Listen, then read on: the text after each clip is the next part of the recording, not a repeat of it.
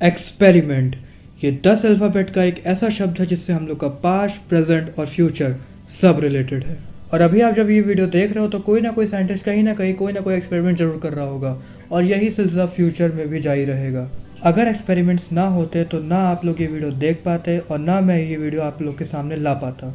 जब भी हम लोग एक्सपेरिमेंट्स के बारे में सोचते हैं तो हम लोग के दिमाग में पॉजिटिव ही आउटकम्स आते हैं, जैसे कि थॉमस एडिसन का बल्ब वाला एक्सपेरिमेंट जिसमें वो 1000 से भी ज़्यादा बार फेल हुए थे, फिर भी उन्होंने हार नहीं मानी। लेकिन ये तो हो गई एक पॉजिटिव और एक इंस्पिरेशनल साइड एक्सपेरिमेंट्स की, लेकिन एक्सपेरिमेंट्स की एक डार्क साइड भी रही जिसके बारे में हमें कभी नहीं बताया जाता। इसीलिए आज की वीडियो का टॉपिक है most cruel experiments done in human history. So ladies and gentleman, अब क्या बोलूं भाई, वीडियो टॉपिक तो बोल दिया, छोड़ो, लेट्स स्टार्ट द वीडियो। तो जो हम लोग का पहला एक्सपेरिमेंट है उसके बारे में जानने के लिए हम लोग को जाना पड़ेगा 1933 में, जब एडोल्फ हिटलर बनता है चांसलर ऑफ जर्मनी और वो स्टैब्लिश करता है पहला नाजी कॉन्सेंट्रेशन कैंप। अगर आप लोग को नहीं पता कि कॉन्सेंट्रेशन कैंप्स में क्या होता था तो मैं आपको बता दूं, कॉन्सेंट्रेशन कैंप्स में लोगों को लाया जाता था अलग अलग जगहों से और उन पे अजीबोगरीब एक्सपेरिमेंट्स किए जाते थे। और ये कॉन्सेंट्रेशन कैंप्स ऑलमोस्ट पूरे यूरोप में फैले हुए थे और इनका जो सबसे मेन कॉन्सेंट्रेशन कैंप था उसका नाम था ऑशविट्ज कॉन्सेंट्रेशन कैंप, जो कि मई 1940 से जनवरी 1945 तक था, जिसमें ऑलमोस्ट 1.3 मिलियन लोगों को लाया गया था एक्सपेरिमेंट्स के लिए और जिसमें से एटलीस्ट 1.1 मिलियन लोगों को मार दिया गया सिर्फ एक्सपेरिमेंट कर करके। और ऐसा नहीं कि इन कॉन्सेंट्रेशन कैंप्स में सिर्फ ज्यूज़ को लाया जाता था, इसमें यूक्रेनियन, जर्मन, फ्रेंच, पॉलिश और ऑलमोस्ट पूरे यूरोप के लोगों को लाया जाता था और उन पे एक्सपेरिमेंट्स किए जाते थे।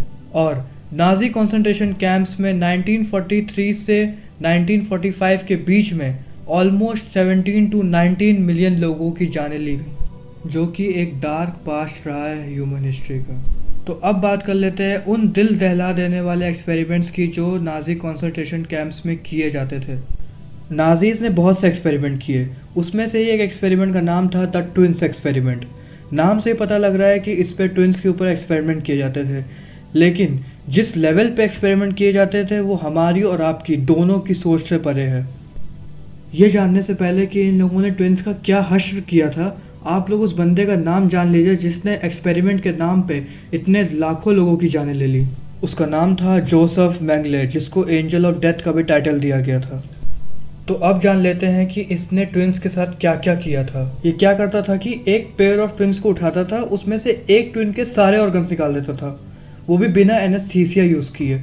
उसके बाद जब एक ट्विन मर जाता था तो दूसरे को भी मार देता था, सिर्फ ये जानने के लिए कि अगर एक ट्विन पे हम लोग एक्सपेरिमेंट करें तो उसके पार्टनर यानी कि उसके ट्विन पे कोई फ़र्क पड़ेगा कि नहीं, उसकी बॉडी पे कोई चेंजेस होंगे कि नहीं।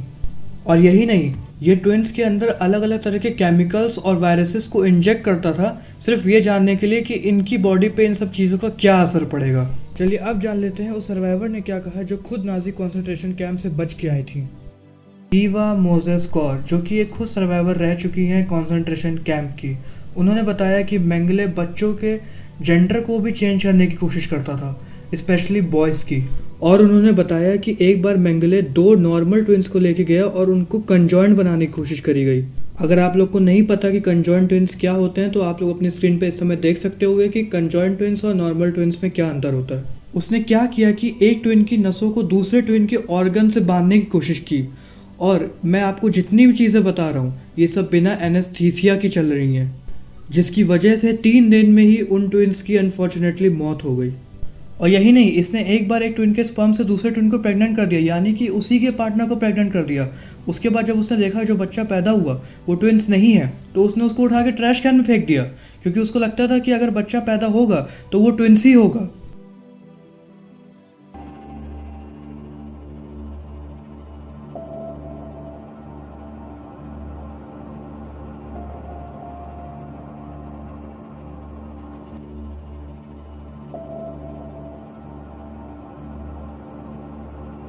जैसा कि मैंने आप लोग को वीडियो की स्टार्टिंग में बोला था कि इस वीडियो में हम लोग 3 इवेंट्स के बारे में बात करने वाले हैं, लेकिन वीडियो लंबा होने की वजह से इसका पार्ट 2 आएगा जिसमें हम लोग रशियन स्लीप साइकिल के बारे में बात करेंगे, और पार्ट 3 भी आएगा जिसमें हम लोग जापान यूनिट 731 के बारे में भी बात करेंगे।